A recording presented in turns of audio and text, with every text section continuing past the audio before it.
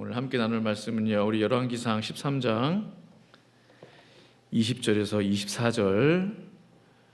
24절까지 말씀 우리 같이 보도록 하겠습니다.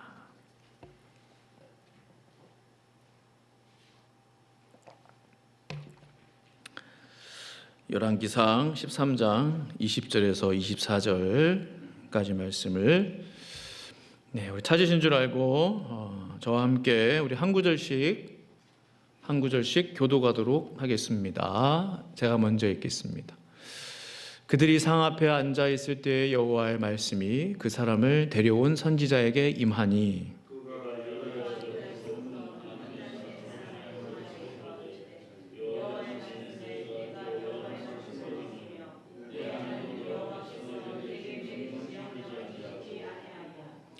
돌아와서 여호와가 너더러 떡도 먹지 말고 물도 마시지 말라 하신 곳에서 떡을 먹고 물을 마셨으니 내 시체가 내 조상들의 묘실에 들어가지 못하리라 하셨느니라 하니라.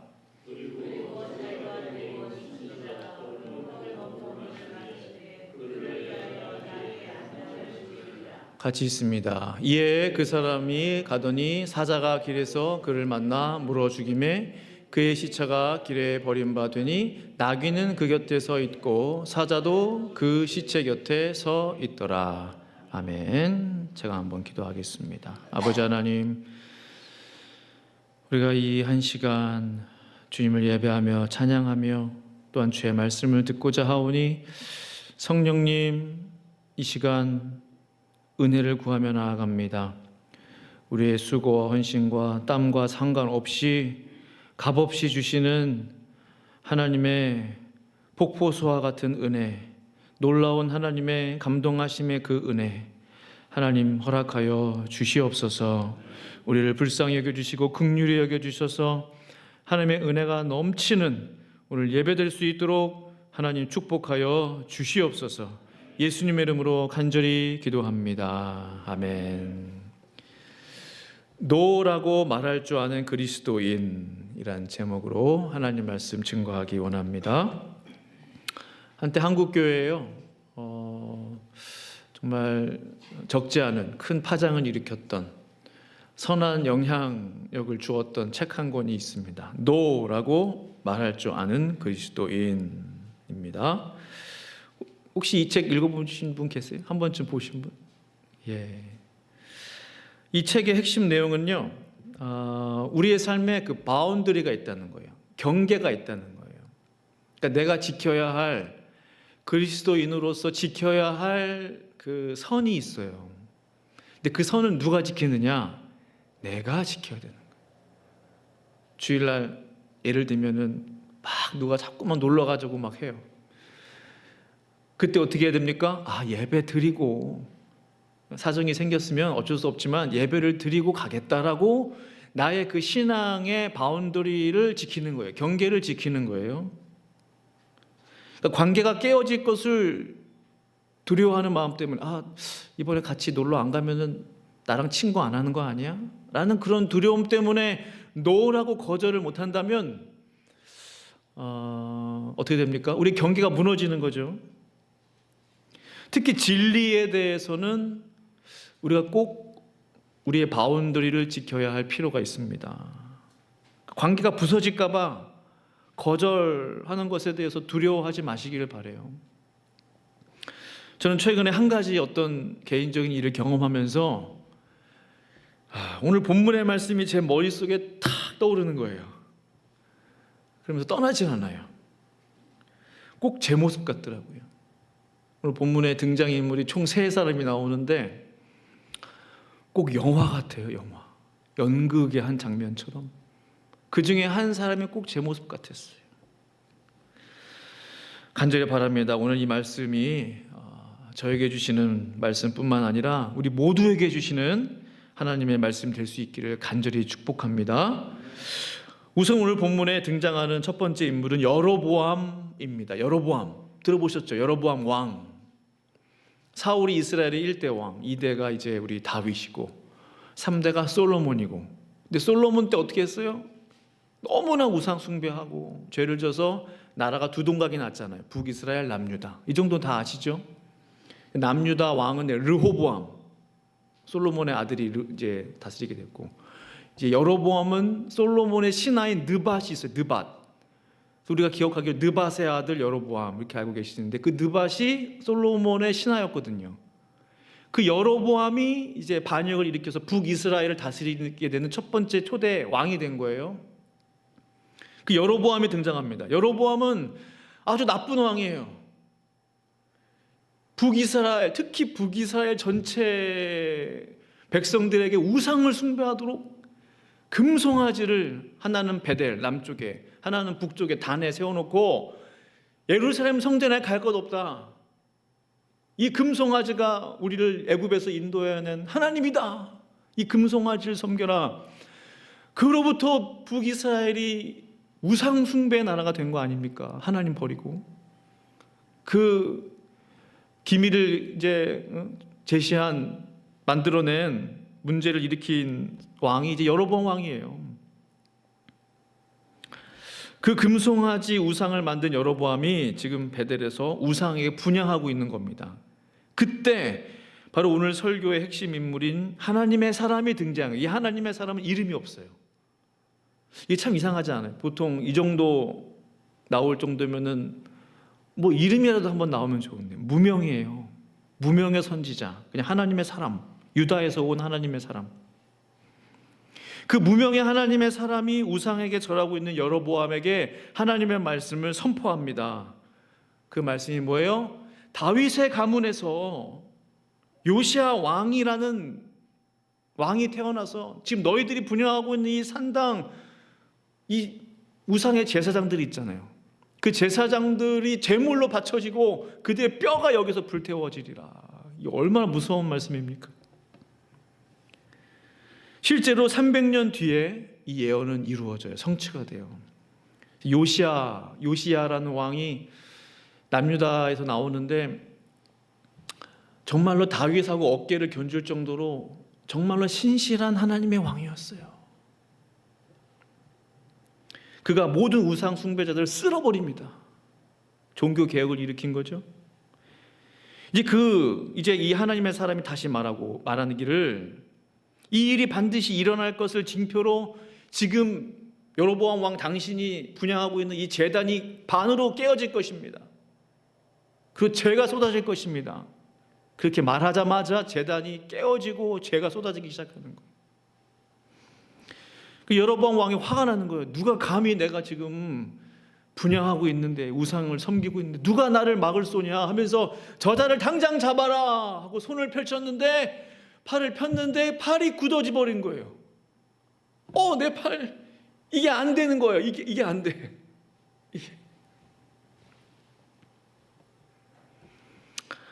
그러자 이제 분위기가 완전히 이제 달라진 거죠. 이 사람 누구냐?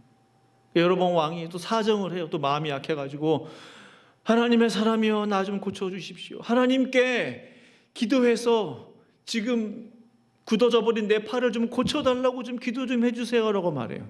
이거 어이가 없지 않아요? 아니 지금 하나님 앞에 제사지 우상에게 절하고 있던 사람이 자기 팔이 굳어지니까 하나님 앞에 기도해달래요. 어이가 없어요. 너무나 감사하게도 이 하나님의 사람이 기도해주고 여로보암 왕의 팔이 고침을 받습니다. 그러자 이 놀라운 일이 벌어졌잖아요. 팔이 굳었다가 다시 고침받았어요. 이 사람 보통 사람이 아니구나. 이 하나님의 사람, 우리 집에 초대할 테니까 와가지고 식사도 하고 좀 쉬었다 가십시오. 선물을 좀 드리겠습니다 라고 이 하나님의 사람을 초대하는 거예요. 왕궁에. 우리 같으면 어떻게 해요? 뭐 왕이 식사 좀 하자는데 뭐 갈 수 있잖아요. 이때 하나님의 사람이 말하기를 8절 9절에 하나님의 사람이 왕께 대답하되 왕께서 왕의 집 절반을 내게 준다 할지라도 나는 왕과 함께 들어가지도 아니하고 이곳에서는 떡도 먹지 아니하고 물도 마시지 아니하리니. 왜 그렇게 해요? 이는 곧 여호와의 말씀이 내게 명령하여 이르시기를 떡도 먹지 말며 물도 마시지 말고 왔던 길로 되돌아가지 말라 하셨음이니이다 하고. 이 하나님의 사람의 결단을 보십시오. 왕의 재산을 절반을, 집의 절반을 준다고 해도 나는 절대로 가지 않겠습니다. 아무것도 먹지 않겠습니다. 이곳에서는, 그 북이스라엘 땅에서는 먹지 않겠다는 거예요. 왜? 하나님께서 그렇게 말씀하셨기 때문에, 이 하나님의 사람에게 명령하셨기 때문에. 의지가 대단합니다. 첫 번째 시험을 잘 통과했어요. 돈, 명예, 풍성한 음식, 편안한 쉼과 안식, 안락한 삶이 보장되어 있었을 텐데 그 왕 앞에 붙어 있었으면, 왕 옆에. 그 시험을 과감히 이겨냈어요. 잘했죠? 잘했습니다. 말씀대로. 그런데 이 하나님의 사람에 대한 이 소식을 누가 듣느냐? 이 놀라운, 이 두려운 이 일을 이제 소문이 쫙 퍼졌을 거 아니에요. 베델 전체에. 베델에 사는 한 늙은 선지자가 듣게 돼요. 이 이야기를. 늙은 선지자. 그 사람 어디 있냐? 내가 그를 좀 만나야 되겠다. 그 늙은 선지자는 그를 뒤따라갑니다. 좀 대조적이지 않아요? 북이스라엘의 왕. 근데 지금 늙은 선지자 베델에 따라갔어요. 마침 이 하나님의 사람이 상수리 나무 아래에서 쉬고 있었어요. 아, 저 사람이구나. 이렇게 말합니다. 하나님의 사람을 뒤따라가서 상수리 나무 아래에 앉은 것을 보고 이르되 그대가 유다에서 온 하나님의 사람이냐? 대답하되 그러하다. 그가 그 사람에게 이르되 나와 함께 집으로 가서 떡을 먹으라. 두 번째 시험이 찾아왔어요. 여로보암의 그 재산 절반이라도 원하지 않았던 이 하나님의 사람이 어떻게 대응할까요? 어떻게 반응하겠습니까? 16절을 보시면 대답하되 나는 그대와 함께 돌아가지도 못하겠고 그대와 함께 들어가지도 못하겠으며 내가 이곳에서 그대와 함께 떡도 먹지 아니하고 물도 마시지 아니하리니. 여로보암 왕 앞에서 했던 말하고 똑같은 말을 하고 있어요. 이는 여호와의 말씀이 내가 이르시기를 너 거기서 떡도 먹지 말고 물도 마시지 말라 라고 하셨기 때문입니다 라고 잘 이야기해요. 노라고 거절을 합니다. 잘했죠? 그런데 이때 그 늙은 선지자가 이 사람을 속입니다. 그 18절 말씀이요. 같이 한번 보겠습니다. 같이 한번 읽으실까요? 18절 시작. 그가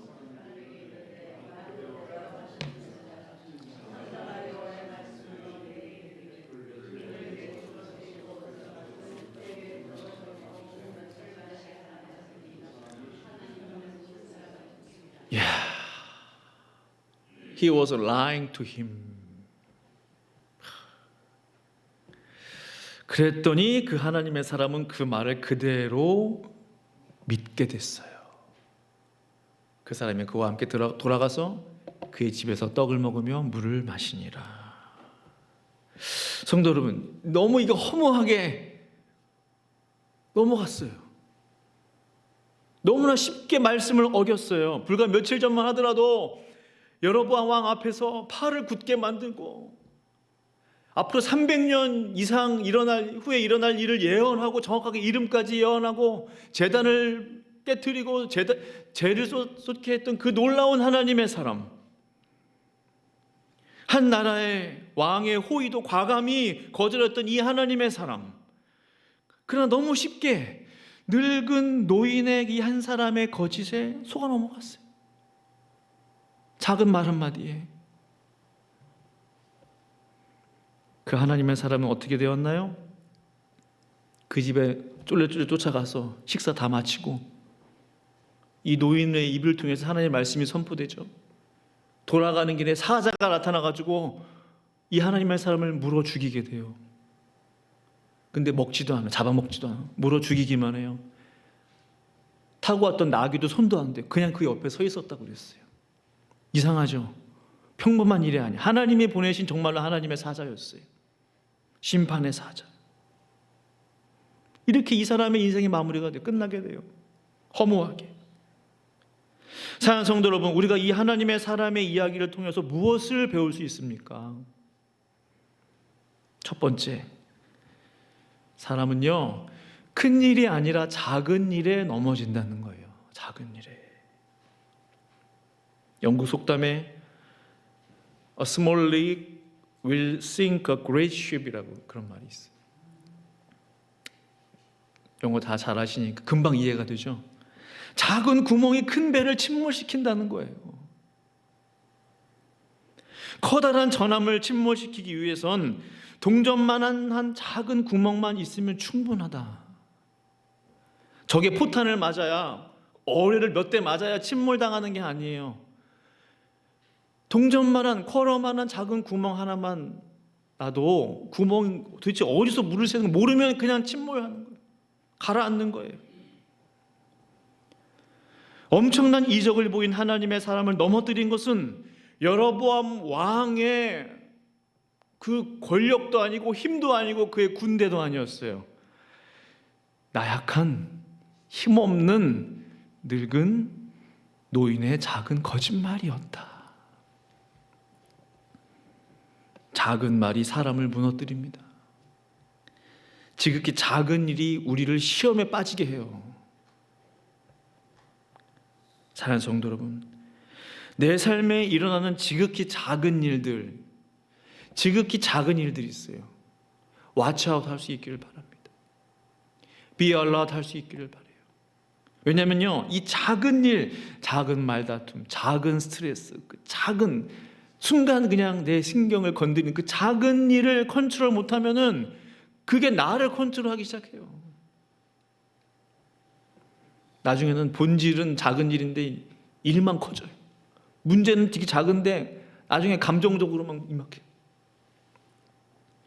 그게 악한 원수가 하는 짓이죠. 우리를 자꾸 막 자극시키는 거죠. 넘어뜨리려 하는 거죠. 작은 일을 통해서.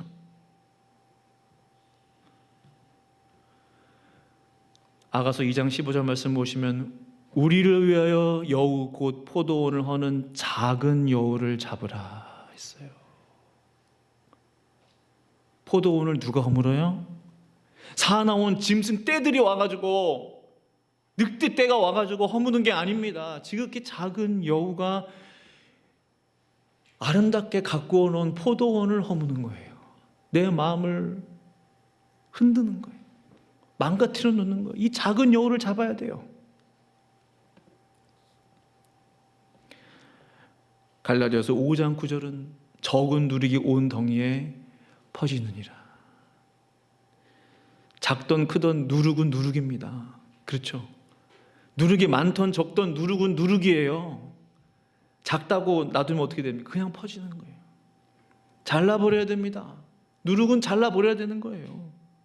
작은 코로나 바이러스가 너무나 보이지도 않는 현미경으로 봐야 겨우 보이는 그 작은 바이러스가 사람을 쓰러지게 하고 병원에 눕게 만들고 때로는 죽이기도 해요. 지극히 작은 죄가 내 영혼을 파멸로 이끕니다. 사랑하는 성도 여러분, 작은 일에 대해서 나의 마음을 잘 지킬 수 있기를 간절히 축원합니다. 그래서 우리에게 주님의 마음이 필요해요.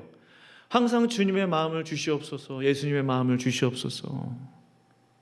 작은 일이든 큰 일이든 항상 주님의 마음을 내 마음 가운데 부어주십시오. 그 기도가 필요한 것이죠. 두 번째, 알 수 있는 사실은 가장 확실한 것은 내게 주신 말씀이다 이거예요. 가장 확실한 것은. 오래전에 읽은 책입니다. 한 아들을 둔 부인이 있었는데 그 아들이 전쟁에 끌려가게 됐어요. 참전하게 됐어요.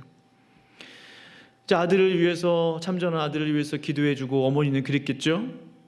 어느 날 한 여성이 오더니 자기도 기도하는 사람이래요. 하나님의 음성을 듣는 사람이에요. 하나님께서 자기에게 말씀하셨다는 거예요. 내가 이 얘기를 할까 고민했는데 하나님이 너무나 자기에게 강력하게 말씀하셔서 그 얘기 전해주러 왔다는 거예요. 그 얘기 뭐냐 봤더니 이 집의 아들이 전쟁에서 전사했다라는 이 소식을 전하기 위해서 내가 지금 왔다라는 거예요. 그런데 이 아들의 어머니도 기도하는 분이셨어요. 신실한 분이에요. 하나님께서 오늘 아침까지만 해도 말씀 읽고 기도하는데 아무런 마음을 주시지 않았는데 여인은 크게 놀라지 않을 수 없었어요. 아들이 전사했다니 아무런 소식을 받은 게 없는데, 당시에는 행방불명도 되고 뭐 그런 일들이 많으니까요. 이 어머니는 깊은 불안감에 사로잡히게 됐어요. 일이 손이 잡히지 않았어요. 마음이 너무 힘들고 무거웠어요. 그 어머니는 하나님께 직접 기도해 보기로 결정했어요. 하나님, 정말로 제 아들이 전쟁에서 죽었습니까? 전사했습니까?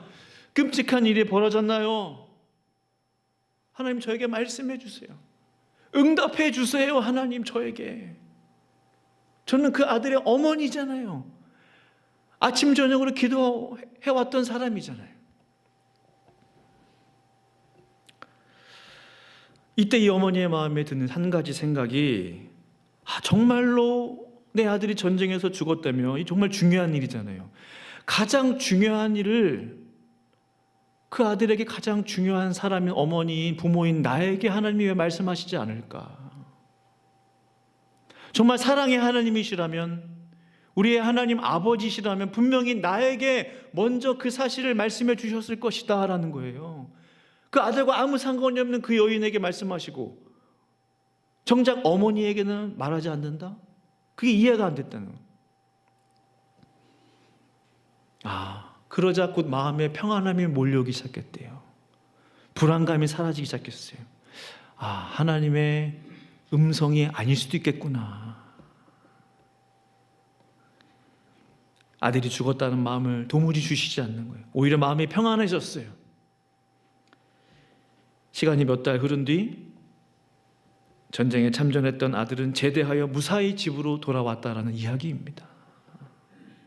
사랑하는 여러분, 가장 확실한 것은 무엇입니까? 하나님이 직접 나에게 하시는 말씀입니다. 내가 경험한 하나님입니다.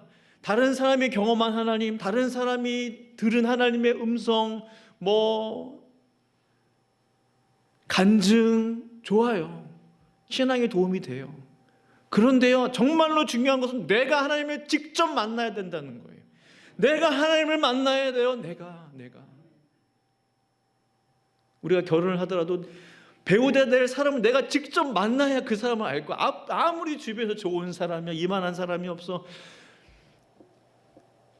입에 침이 마르도록 아무리 얘기해도 무슨 소용이? 내가 직접 보고 대화해보고 만나봐야 이 사람은 좋은 사람이구나, 마음에 확신이 올 거 아니에요.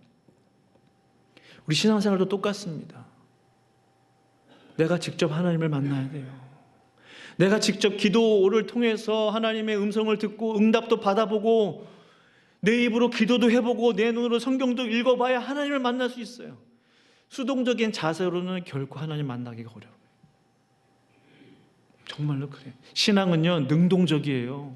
신앙은요, 동사예요. 신앙은 행하는 것입니다. 내가 행해야, 내가 입을 열어 하나님을 불러야 되는 거예요.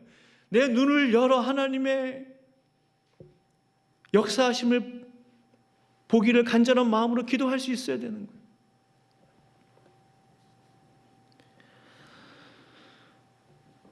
하나님은 지금 이 시간 우리에게, 지금 이 시간에도 주께서 우리에게 말씀하고 계신 줄로 저는 믿습니다. 내가 은혜 받아야 되는 거예요. 내가. 그런데 이 하나님의 사람은요, 자신에게 분명히 하나님의 말씀이 임했어요. 너는 이 북이스라엘 땅에서 먹지도 말고 마시지도 말고 왔던 길로 돌아가지도 말라라는 말씀이 분명히 있었음에도 불구하고 그 노인의 말에 조금도 의심함 없이, 조금도 미련 없이 그냥 따라갔어요. 그래요? 하고 갔어요. 사랑하는 여러분, 오늘 살아계신 성령님께서 성도님의 심령에 직접 말씀해 주시는 그 음성을 들을 수 있기를 간절히 축복합니다. 세 번째, 마지막인데요, 영적 우유부단함을 버려야 된다. 우유부단함, 어물어물 막 망설이는 거예요. 이렇게 해야 되나 저렇게 해야 되나 결단하지를 못하는 거예요. 근데 나중에 꼭 후회해요. 그런 사람들은 확신 없이 결단했으면 결정한 것에 대해서 꼭 후회가, 내가 그럴 줄 알았어. 내가 일로 해야 되는데. 수동적이에요. 귀가 얇아요. 과도한 걱정, 염려에 시달려요. 때로는 완벽주의가 우유부단함의 원인이 되기도 한대요. 실수하면 안 되는데, 잘 선택해야 되는데, 잘 선택하려고 하다 보니까 A냐 B냐 해서 막 고민하고 갈등하는 거예요. 난 모르겠어. 당신이 결정해. 결정한 대로 따라갔는데 안 됐어. 그거 봐. 내가 결국 도는 거예요. 어는 이 우유부단함을 버려야 됩니다. 이 하나님의 사람이 왜 넘어졌을까 곰곰이 생각해 봤어요. 결정적인 이유가 뭘까? 저는 이 한마디 때문이었을 거라고 예상합니다. 그 말이 뭐냐? 18절 상반절에 그가 그 사람에게 이르되 나도 그대와 같은 선지자라. 나도 그대와 같은 선지자라. 뭐예요? 그냥 평민이 아니고 선지자네. 왕이 말할 때는 뭐 그냥 무시했는데 선지자라니까. 보아하니 경력도 있어 보이고 나이도 지긋하고, 아니 어르신 말을 좀 들어야 될 것 같은데, 천사가 나타나서 말했다는데 거절하면 예의가 아니겠지. 힘들게 나를 만나러 여기까지 왔는데 어떻게 그냥 돌려보내. 어르신을 어떻게 그냥 가시라고 그래. 같이 가야지. 성도 여러분, 어떻게 생각하세요? 어느 정도 동의하십니까? 우리가 정말로 경계해야 되는 것은요, 영적인 우유부단함, 신앙의 우유부단함이에요. 이것도 아니고 저것도 아니고. 예수님을 믿으려면 확실히 믿어야 됩니다. 정말이에요. 믿으려면 확실히 믿어야 돼요.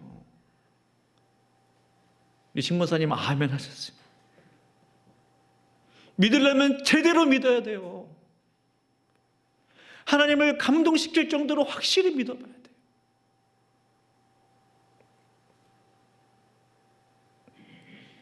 다른 일은 이럴 수도 있고 저럴 수도 있어요. 근데 하나님이 나에게 말씀하시는 것에 대해서는 단호해야 돼요. 그냥 상대방에게 미안해서, 죄송해서 그냥 어물어물 넘어간다면 그냥 그 책임은 다 나에게 있는 거예요. 분명히 하나님께서 A를 선택하라 하셨는데 사람들 때문에 A를 선택하지 못하고 B를 선택하는 거예요. 제가 그러더라고요. 분명히 기도할 때 하나님이 이렇게 하라고 하셨는데 지극히 작은 일인데 나는 결정할 상황이 돼서 제가 그 A를 선택하라고 하나님 말씀을 주셨는 걸 말 못해. 그 오물오물 넘어가서 스스로 그냥 뭐 그냥 하지 뭐. 근데 하나님 그걸 말씀하시더라고요. 지극히 작은 일이었어요. 너 지극히 작은 일인데도 내가 너에게 준 이 명령과 이 말씀에 순종하지 못하냐? 그런 마음이 주신. 큰 일은 어떻게 할 거예요? 정말로 큰 일, 하나님 말씀하셨는데 그건 더 못할 거 아니에요. 그건 더 결정 못할 거 아니에요. 왜? 더 책임이 크니까, 더 중요한 일이니까. 제가 하나님 앞에 정말로 제 자신을 돌아보게 됐어요. 이게 습관이 되면요, 모든 일에 대해서 소신 있게 결정하지 못합니다. 사람들에 의해서 결정돼요. 사람들에 의해서 선택돼요. 하나님이 응답을 주셔도 의미가 없어요. 유다에서 온 이 무명의 선지자, 하나님께서 그에게 엄청난 능력과 은혜를 주셨어요. 특히 북이스라엘 여로보암 왕에게 보냄받은 남유다에서 온 특별히 선택받은 하나님의 종이었어요. 북이스라엘은 하나님의 사람이 없었겠습니까? 남유다에서 특별히 보냄받은 사람이에요. 그가 만약 이 작은 시험을 통과했다면 하나님께서 분명히 그에게 더 큰 일을 맡기셨을 것이라 저는 믿습니다. 그러나 그는 이 작은 시험을 무시했어요. 그냥 가볍게 여겼어요. 우유부단함으로 머뭇머뭇 그냥 했어요. 이 작은 시험, 북이스라엘에서 먹지 말라는 거잖아요. 누구의 집에 들어가서 교제하지 말라는 이 명령, 어려운 게 아니에요. 저 같이도 하겠어요. 근데 이것을 지키지 못하는데 어떻게 하나님이 더 큰 일을 이 사람에게 맡기실 수 있겠습니까? 이 작은 시험도 이기지 못하는데 어떻게 큰 시험을 이기는 종이 될 수 있겠어요? 정말로 그렇더라고요. 우리의 삶도 마찬가지인 것 같아요. 우리에게 더 큰 것을 맡기시기 전에 이 하나님의 테스트들이 있어요. 어떻게 하나? 이 시험을 어떻게 이기나? 내가 말한 대로 순종하나 순종하지 않나? 내가 응답을 준 대로 하나 안 하나? 나를 더 두려워하나 사람을 더 무서워하나 두려워하나? 꼭 이 테스트를 하신다는 거예요, 하나님께서.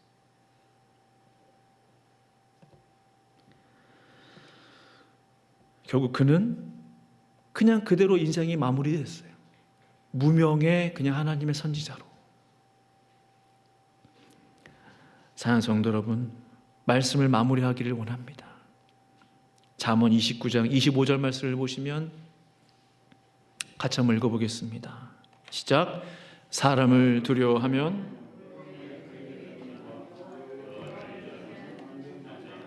아멘. 이 사람을 두려워하면 그냥 두려워하고 그냥 이게 아니고요. 올무에 걸려요.